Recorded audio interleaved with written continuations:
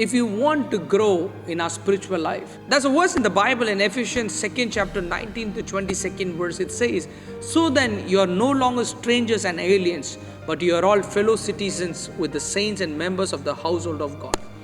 We are all fellow citizens. We are all brothers in the house of God. God has created us all as one family. And it says, built on the foundation of the apostles and prophets, Christ Jesus himself being the cornerstone. Jesus Christ is our cornerstone. When you look at this, when you go and watch how a building is constructed, you will find they will keep a stone at the corner. They will keep that stone at the corner and they will tie a string to it and another string to the other stone that is kept at the corner. And they will place every brick after this cornerstone. After placing this cornerstone, they will start placing the bricks after it. That is how we need to build our spiritual life. We need to put Christ as our cornerstone. Our life should be focused and based only on Christ. We should not place any person. We should not place any individual. We should not place any person in this world as our role model. But our role model should be Christ. We need to build our faith not based on that person and this person, because everyone are human beings. God teaches us from the Bible to follow only one person, that is Christ Jesus. If we start following people around us, we will fail in our faith. We will be discouraged in our faith, because everyone are human beings.